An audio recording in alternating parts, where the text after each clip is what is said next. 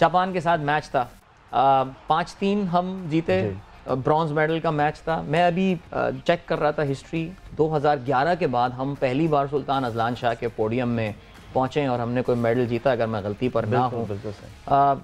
इत्मीनान का बाइस तक़वियत कुछ लग रहा है कि बिकॉज बहुत यंग टीम हमने भेजी थी यहाँ पे। जी आदिल, ये लोग तो एक्सपेक्ट नहीं कर रहे थे, पाकिस्तान तो एक्सपेक्ट कर रहे थे कि 6 टीमें तो छठे नंबर पे होगा लेकिन हमें बड़ी होप थी, इसलिए कि बड़ी डेडिकेटेड के साथ उमर जो है टीम को लेके चले और बहुत अच्छा ट्रेनिंग किया। 1 महीने का हमारा कैंप लगा बिल्कुल, और अनफॉर्चुनेटली के 9 से 10 प्लेयर जो है फर्स्ट टाइम अजलान शाह में पहला इंटरनेशनल मैच खेले और साउथ अफ्रीका से 4-1 से हम लोग लूज़ किया। पूरा पाकिस्तान ने शोर मचाना शुरू कर दिया। लेकिन अदील, जब भी कोई किसी प्लेयर का इंटरनेशनल मैच फर्स्ट होता है तो एक प्रेशर होता है। बिल्कुल ऐसी है, ठीक है। और वो टीम साउथ अफ्रीका की वो टीम थी जो छठे नंबर पे आई है, जो सबसे लोएस्ट टीम थी। राइट। तो उसके बाद से ग्रेजुअली वो फिर जब उन्होंने अपनी परफॉर्मेंस दिखाई तो अजलान शाह भी खुद कह रहे थे, जो उनके किंग हैं वहाँ के, उन्होंने बोला कि ये मैंने बड़े अरसे बाद पाकिस्तान की ऐसी परफॉर्मेंस देखी। Very good. तो ये बहुत अच्छा साइन है पाकिस्तान हॉकी के लिए। और इसमें जो अच्छी बात है ना हैदर, आपके साथ हमेशा हम ये बात करते रहे हैं कि एक हमारे पास प्लेइंग 11 तो ज़ाहिर है पाकिस्तान की हम बना ही लेते हैं, लेकिन बेंच स्ट्रेंथ की हमेशा हम बात करते थे। आई थिंक एक बेंच स्ट्रेंथ बड़ी अच्छी आपको मैसर आ गई है इस टूर्नामेंट के बाद। बिल्कुल अदील, ये भी बहुत अच्छी बात है कि जो जितना परफॉर्मेंस प्लेइंग लड़का खेल रहा है उसी तरह रिजर्व का भी कर रहा है और इनकी स्ट्रेटजी अच्छी है कि हर 2-3 मिनट बाद उसको चेंज कर लेते हैं प्लेयर्स को। तो बहुत अच्छा परफॉर्मेंस रहा ओवरऑल।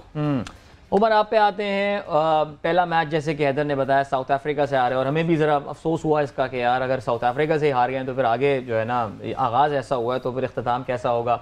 लेकिन उसके बाद what changed in the team? क्या वो नर्व्स ही थे पहले मैच के, जो पहले मैच के बाद फिर यंग खिलाड़ी 9 खिलाड़ी पहले मैच में डेब्यू मेरे ख्याल से किया है, सो क्या वो नर्व्स सेटल डाउन हो गए थे या क्या हो गया था, या टीम जेलन बेहतर हुई कि फिर उसके बाद इंप्रूवमेंट ही आई रिजल्ट्स में? नहीं, ऐसा नहीं होता। आप किसी भी टूर्नामेंट में जब इंटर करते हैं, जो फर्स्ट गेम है वो ऑलवेज़ वेरी डिफ़िकल्ट, क्योंकि जो आप उसमें यह कि जो इन्वायरमेंट में है और उसमें जो खेल का सिनेरियो होता है और टूर्नामेंट की जो आप फीलिंग्स होती हैं उसमें ऐसा होता है। हमें अमूमन ऐसा ही होता है कि जो पहला मैच है वो बड़ा डिफ़िकल्ट होता है। अप्स एंड डाउन्स आप एक्सेप्ट नहीं कर सके, भाई कुछ भी हो सकता है, तो ऐसा ही हुआ।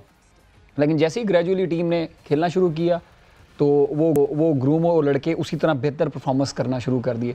अब इसमें जो हमने देखे ना कि जापान हमारी टीम थी, हमने एशिया कप में उससे हमारा जो है वो मुकाबला हम उससे ज़रा कह सकें अच्छा भी खेले, लेकिन उस तरह परफॉर्मेंस नहीं ले सके। और जब हम जापान से ये जो आखिरी जो मैच हम खेले हैं ब्रॉन्ज मेडल का, तो 5 से हम जीते हैं उनके, और हमारे फील्ड गोल हैं और बड़ी अग्रेसिव हॉकी मतलब देखी खेली लड़कों ने। तो मैं समझता हूँ कि फेडरेशन का बड़ा अच्छा इकदाम था कि उसमें उन्होंने increase of pool of players increase किया, कॉन्फिडेंस दिया है और प्लेयर्स को जो है इस एहसास दिलाया कि आप लोग अच्छे हैं और आप परफॉर्म कर सकते हैं। हाँ, और ज़ाहिर है जापान की टीम की अगर हम बात करें तो वो रीसेंट चैम्पियंस भी, एशियन चैम्पियंस अभी वो रहे हैं, और सिगफ्रीड एक्मैन जो हैं वो जापान से ही मेरे ख्याल से शायद इधर आए थे। तो आई थिंक थोड़ी बहुत अंडरस्टैंडिंग थी उनकी हॉकी के स्टाइल के हवाले से। जी बिल्कुल, क्योंकि उन्होंने काफ़ी देर वहाँ पे काम किया, उन्होंने 5 साल काम किया वहाँ पर। उन्होंने जब उन टीम को स्टार्टअप लिया तो वो बहुत लो रैंक थे एशिया में, इवन दैट कोई उनका वो नहीं था, कोई प्रॉमिसिंग परफॉर्मेंस नहीं थी। तो उन्होंने 2018 एशियन गेम इंडोनेशिया में जो हुई थी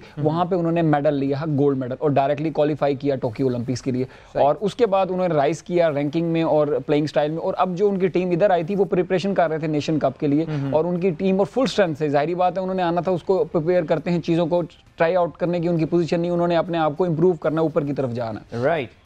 अच्छा जी, थोड़ा सा मैं अपने व्यूअर्स को भी थोड़ा सा बैकग्राउंड देता चलूँ कि आप जानते हैं ये सुल्तान अजलान शाह कप जो है इट्स सॉर्ट ऑफ एक एनुअल इवेंट है जो कि काफ़ी अरसे से ईपो में होता है। पहले केएल में हुआ करता था, कोलालमपुर में, पिनांग में भी हुआ है, लेकिन अभी काफ़ी अरसे से ईपो नामी शहर में हो रहा है। और इसमें जैसे कि हैदर ने बताया 6 टीमें शिरकत कर रही थी, और इस बार जो खास बात थी वो ये कि मेज़बान मलेशिया पहली बार सुल्तान अजलान शाह कप जो है 39 ईयर्स से हो रहा है। जस्ट इमेजिन 39 ईयर्स से, और पहली बार वो जीतने में जो है वो कामयाब हुए हैं।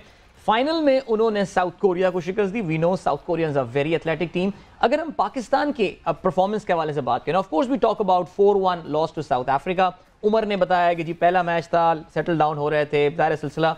दूसरे मैच में पाकिस्तान ड्रू विद मलेशिया 1-1, जो इवेंचुअल चैंपियंस थे उनके साथ पाकिस्तान ने 1-1 ड्रॉ किया। उसके बाद मलेशिया के साथ, जिनके साथ हमने प्ले ऑफ खेला फिर 3rd 4th पोजीशन का, 2-2 ड्रॉ हुआ। पाकिस्तान को साउथ कोरिया के हाथों 2-1 से शिकस्त हुई। बहुत क्लोज मैच था उमर ये साउथ कोरिया के साथ, कहाँ गलती हुई, क्या हुआ? मैं समझता हूँ कि अगर आपने बिल्कुल सही कहा कि जैसे सेकंड गेम हुआ तो और उसके बाद थर्ड और फोर्थ, हमने तो थर्ड और फोर्थ गेम वो जीत रहे थे, यानी कि जापान के साथ जो हमारा जो 2-0 स्कोर चल रहा था और जो दोनों गोल हमने किए थे बड़े अर्ली स्टेज पे किए थे और बड़ा अच्छा जो फ्लो ऑफ टीम था बड़ा अच्छा जा रहा था।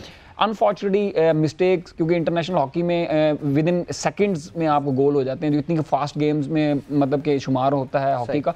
तो मैं समझता हूँ कि उसमें वहाँ पे नजर आया कि थोड़े से लड़के अनएक्सपीरियंस्ड हैं कि उनको एक चीज़ अगर आप जीत रहे हैं तो उसको किस तरह टैकल करना है एंड ऑफ द मैच, और आपने कैसे पॉइंट को ग्रैब करके बाहर निकलना है मैच से। तो वहाँ पे जो है वो महसूस हुआ कि थोड़ा सा अगर लड़के थे जिनमें मैचेस की कमी थी और एक्सपीरियंस मिलेगा तो वो इसको कॉप अप कर लेंगे। ग्रेजुअली जैसे इंप्रूव किए और एट लास्ट जैसे हम उनके साथ जापान के साथ आखिरी खेले मैच तो उसमें उन्होंने दिखाया कि हम कहाँ पे। साउथ कोरिया के खिलाफ हम 2-1 से हारे, लेकिन हमने फौरन गोल कर दिया था, मैच शुरू होते ही गोल किया था, लेकिन उन्होंने फिर आके यके बाद दीगरे 2 गोल किए। वहां पे भी लग रहा है लड़के कुछ थोड़ा सा रिलैक्स कोरिया की टीम का जो है उसमें हम 1-0 उनसे लीड कर रहे थे, उन्होंने एट द मोमेंट नहीं किया, उन्होंने हमें किया फोर्थ क्वार्टर में तकरीबन गोल, फोर्थ क्वार्टर में उन्होंने 2 गोल किए। और कोरिया की one of the experience side थी, उनकी एवरेज एज है वो 35 ईयर्स है।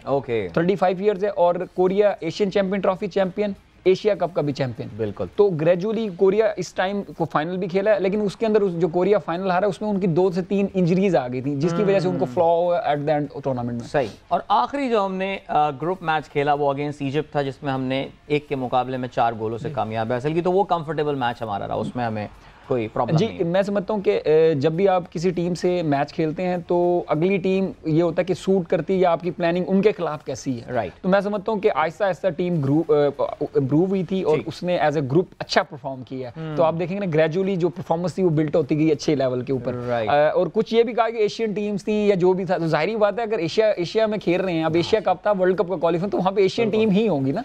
तो ये तो जो देखें उमर, जो डिट्रैक्टर्स हैं ना, जो तनकीद करने वाले हैं, वो तो तनकीद करेंगे, उनका काम है। मुझे याद है जब 4-1 से ये हारे थे तो हमारे ना स्पोर्ट्स फ्रेटर्निटी में ही, जर्नलिस्ट एनालिस्ट में ही एक तबका है जिसे सिर्फ तनकीद करनी है, और वो पहला मैच जब हारे तो जी तबाही फिर गई, हॉकी तबाह, पाकिस्तान की ये सारी चीज़ें। लेकिन आप ये सोचें कि ये कोई मैजिक या जादू नहीं है कि आप आएँ और आप फौरन ही उसको स्टेप अप, कम से कम 3 से 4-5 साल बिल्डिंग प्रोसेस होता है एक चीज़ को अचीव करने के लिए। तो आप मैजिशियन तो नहीं है कोई भी जादू करके। बिल्कुल उमर